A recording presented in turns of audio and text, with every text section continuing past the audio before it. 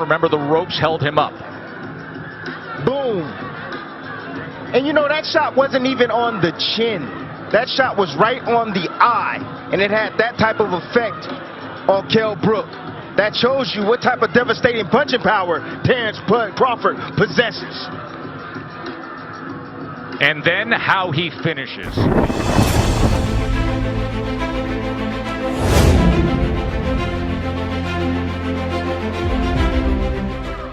And now to the millions watching on ESPN and around the world, this is boxing, this is Top Rank, and this is the main event! Introducing first, out of the blue corner. He weighed in at 147 pounds, wearing white trunks with red and blue trim. He brings a record of 39 wins, only 2 defeats, 27 of those victories coming by way of knockout. The former welterweight world champion from Sheffield, England, the special one, Kell Brook!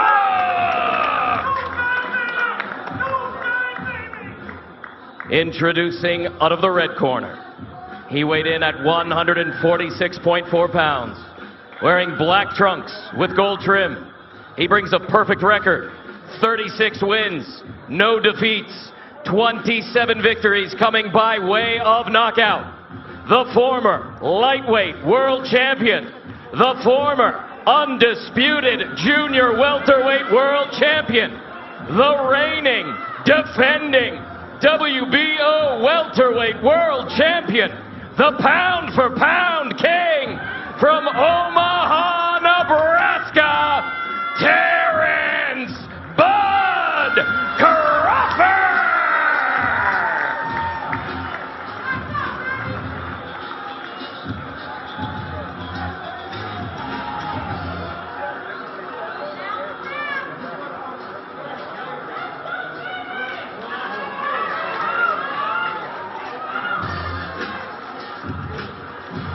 Okay, here we go.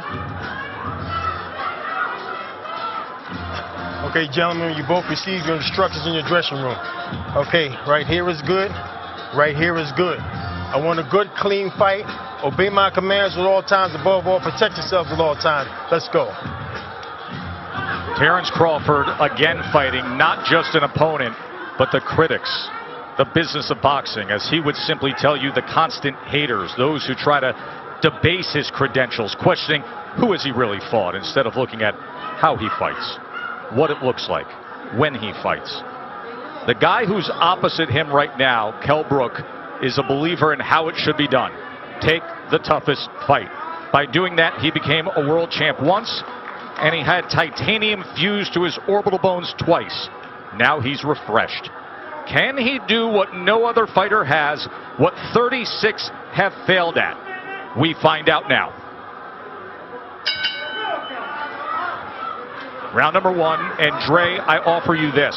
Among all the analysis of what could happen in this fight that gives Kell Brook hope is that Bud Crawford at times has been a slow starter. In fact, Dre, the fight we did against Egis Kavyaskis, Egis outlanded Crawford total punches over the course of the first 3 rounds. What should be Brook's approach early on? Well, he can't get reckless, but he needs to start fast, start picking up that jab. I think Brook is realizing right now that Terence Crawford is a lot longer than he realized, and the space between, where he is now and actually hitting Crawford is a lot further than he realized. But yes, coming off 11-month layoff, being, a slow starter historically, the first few rounds, Brook wants to win those.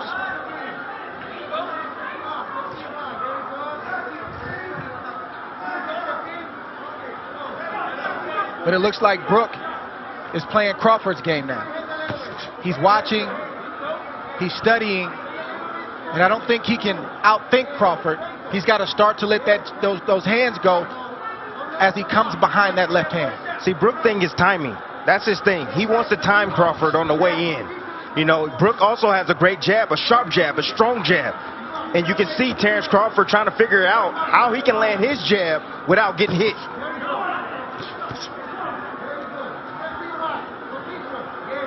Another thing, Crawford typically comes out in a southpaw stance. but he came out in the right-handed stance, probably to confuse Kell Brook. He has power in either hand, Crawford. He has finished guys, whether it is orthodox or southpaw. But in recent years, we have seen plenty of Crawford, mostly in the southpaw stance, and wildly effective in doing so. Here he comes out as a righty. And there is that jab from Kell Brook as he goes to the body against the champ. Brook jabbing extremely well right now, not just to the head, but as you just saw, also to the body. There he throws the right hand behind it. Brook has a brilliant 1-2. It's automatic. It's his favorite combination, but his jab right now is landing. He just scored with it accurately upstairs against Crawford. And that's what it's about. It's about breaking the timing and the rhythm of Terence Crawford. And you have to do that with your jab. Set it up. The power hand, which is the right hand for Brook. Crawford looking to close that gap as he goes southpaw for a moment, doubles up the right hand jab, and then comes with a left. Good exchange here as he switches back to righty. Fascinating first round. Going to take a short break. Back ringside here for round number 2 of our welterweight championship fight. Tim Bradley, in that first round, Kell Brook threw 17 jabs, effectively landed 6 of them. Look, timing is what Kell Brook is special at. You know, he has a 69-inch reach. You have to understand that. He has the shorter arms in this matchup, but he knows when to throw his jab, and at the right time, at the right distance, and at the right speed. Funny to say that he doesn't have the reach. I mean, just look at the size advantage. Look at the size across the shoulders, across the back. Look at the muscles popping in the upper body of Kell Brook, and the base he has as well, that foundation with the legs. And see, what I noticed is that Kell Brook is taking a page out of Egis Kalayaskis. He's being patient. He's waiting. He's looking to counter Crawford. He's trying to get Crawford to commit so he can make him pay. Jab is giving Crawford a lot of problems right now. You see him thinking, and Brook is doing the right thing. He's jabbing. That's the most important thing he can do right now because it sort of keeps him out of danger. It helps him to kind of create his range and where he wants to let his shots go, and it's also got Crawford thinking.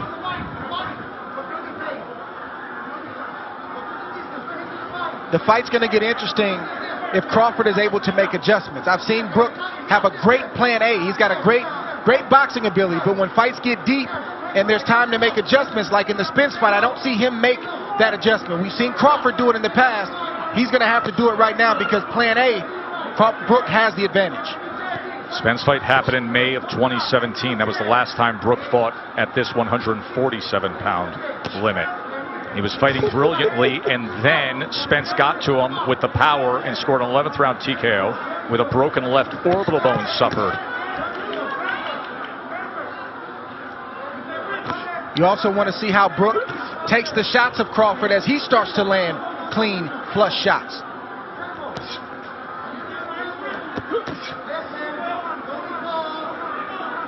Right now it's a battle of patience. Neither fighter can afford to make a mistake, and as you see, Brook stepped in just a tad bit, and Terence had combinations waiting on him. Just fired off a right uppercut, did Kell Brook. Brook has every punch in his arsenal. He has a strong left hook. He also has a straight right hand and a beautiful uppercut. And as you can see, his jab is giving Terence Crawford problems, and Terence goes southpaw. Crawford switches for one of two reasons. Either he sees something or what he was doing in the right-handed stance wasn't working. What do you suspect here, Dre? I think the latter is true. The right-handed stance wasn't working, and he wants to see if he can get something going from the left-handed stance. Stop. No. And a 2 in Vegas. With you here in Vegas, round number 3 of the championship fight. According to CompuBox, Bud Crawford opponents land just 21% of their total punches. That is number 1 in the world among welterweights. So far tonight, Kell Brook is landing 36% of his punches against Terence Crawford. So don't think that Kell Brook is worried about Terence Crawford going southpaw. He's not worried about that at all because he's used to that. He comes from the English gym. He's used to seeing switch hitters in his gym, guys that switch from orthodox to southpaw. It's nothing to him. You mentioned the Ingle gym. That is the veteran British trainer Dominic Ingle, who has trained Kell Brook since the start of his career. But Ingle opted out of this world title fight due to COVID concerns because Kell Brook trains in the Canary Islands for training camp. Ingle did not want to travel and then have to quarantine nor come to the United States. So instead, Carlos Formento is the trainer in the corner of Kell Brook. First time they've ever worked together. I'll tell you one thing that the southpaw stance has done. It's taken the jab away from Kell Brook. You see he's not landing his jab consistently anymore. Well, when Crawford turns southpaw, he's not even throwing. That's what happens. That's what turning southpaw does.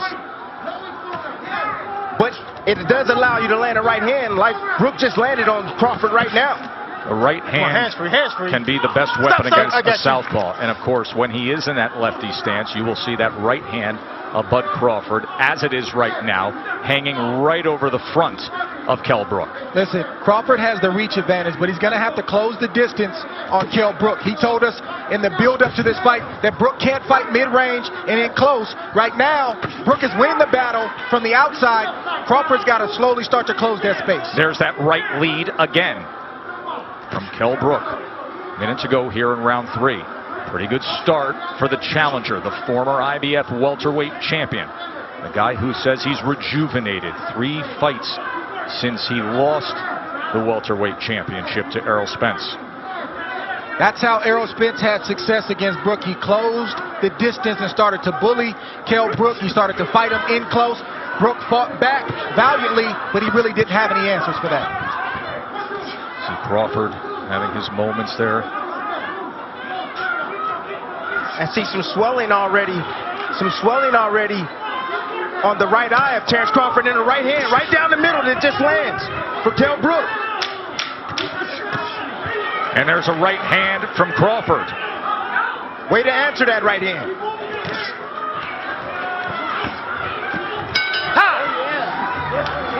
End of 3. Bernardo saying he expects his good friend Terence Bud Crawford to pick up the pace here. CompuBox has Kell Brook 24 of 99 punches, Crawford 25 of 93. Shakur Stevenson will fight December 12th in this ring against Toka Khan Cleary. Shakur, the recent featherweight champion, now contending at 130 pounds, looking for a showdown for a belt here. Round number 4. Crawford has to continue to get his lead foot outside the lead foot of Brook to have success with his offense. That will put him in a safe position to let his combinations go. Beautiful right hand. And the champ gets to him. Get over here. Just like that. Get over here. Terence Bud Crawford hits the gas. 7. Hey, come to me. Come to me. You all right? Yeah. Give you a chance. One of the best closers in the game. 27 knockouts in his career. Do we have 28 right here? This fight is over. Thundering in. Look at Crawford. Vicious attack to close it. No. And he stares him down. This was like a jab, like a right hook, right on the money, right on the button. And you see the legs right there of Brook as he wobbled back to that corner. Nice finish up right here, combination from Terence Bud Crawford. You know, sometimes your opponent can do the work for you. As you can see, Kell Brook was moving forward. He shot a jab out there. Crawford timed it over the top with a nice, short, I would say jab, hook, jab, hook type. That's the first knockdown. Remember, the ropes held him up. Boom. And you know, that shot wasn't even on the chin. That shot was right on the eye, and it had that type of effect on Kell Brook. That shows you what type of devastating punching power Terence Bud Crawford possesses. And then how he finishes. And Dre, he gets that look in his eyes. At this point, the fight was as good as done because Terence Crawford is one of the best finishers in the game. You can't be hurt like that against Crawford, especially knowing that he had a slow start. He wants to come in here and prove a point and remind everybody why he's atop that list, and that's how you do it. Once again, to your point, Tim, it's not a 3 or 4 round fight. it's a 12-round fight or less. And I wanted to see the reaction from Kell Brook once Terence Crawford landed a clean shot and we got our answer. And Terence finished the fight like he typically does when he gets a fighter hurt. In brutal fashion, Tony Weeks got in there just in time because things were about to get ugly. And Dre, did you see the feet placement for Terence Bud Crawford? When he got his foot outside with his lead foot, devastating combinations to finish the action. Miss Deborah's mom has a mask that reads.